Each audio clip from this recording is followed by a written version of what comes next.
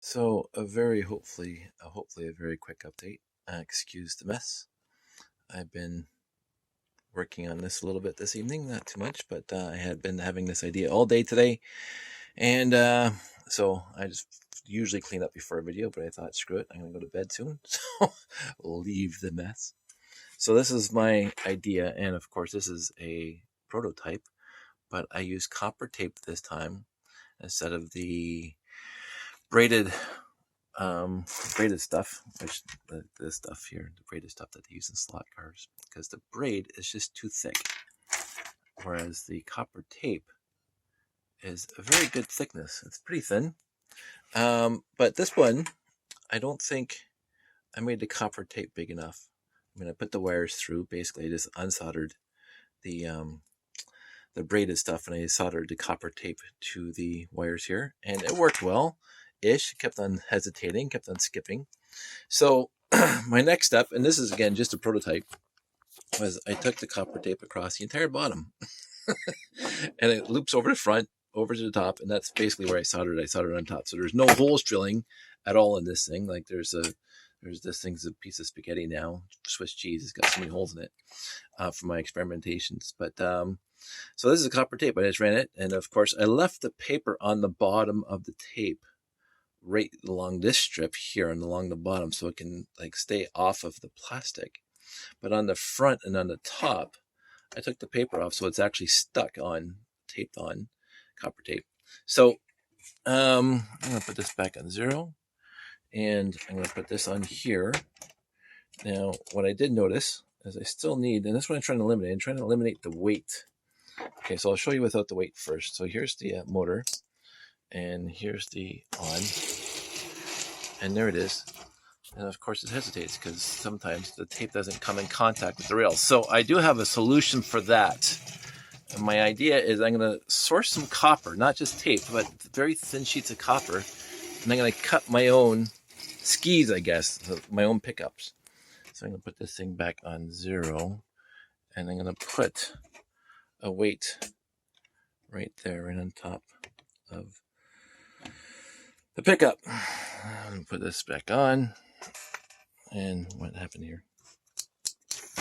There we go. So with the weight on it, that works much better. Not perfect. It was perfect, of course. It always gets shy on a video because I had this thing running for 10 minutes. Let's go the other way, see if that's better. Of course, always one way seems to be better than the other way. Again, I don't know why. But so the copper tape is touching the copper tape. And I don't think I showed you this very nicely in other videos, but you can slow it right down. It's working properly, which you cannot do in a regular monorail. And then, of course, you can go backwards. So I'm going to be sourcing some actual copper sheets from somewhere. And I'm going to cut my own. I'm going to turn that off. As again, this is from a train controller. So I'm going to source my own copper. And what I'm going to do is, not this guy.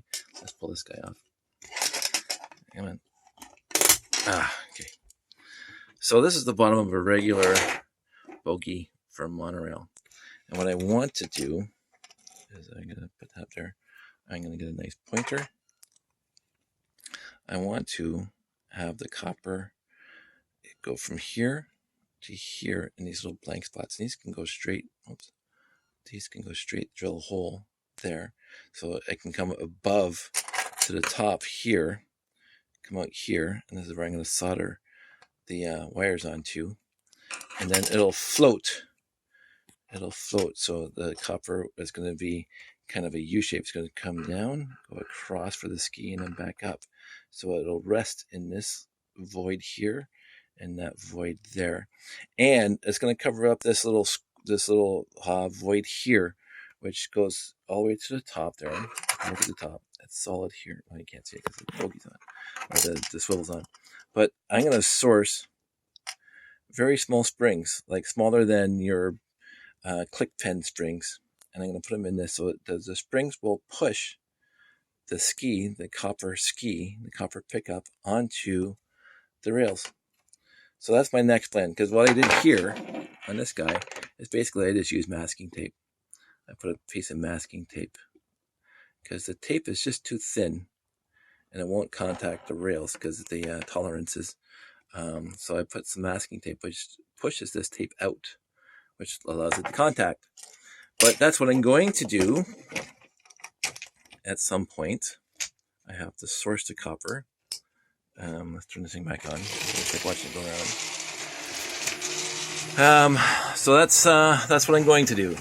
And then I will have, I believe, a very good way for the monorail to be working off either a train controller or an external power source or something like that. And it'll give you all the same abilities as you have with a LEGO 9-volt train. With the DCC and then the controller and whatever else you want to use. And I don't want to do too much damage to the bogies because I know how expensive bogies are. So there you go. I hope you like it. I'm done for tonight, and I will talk to you guys later.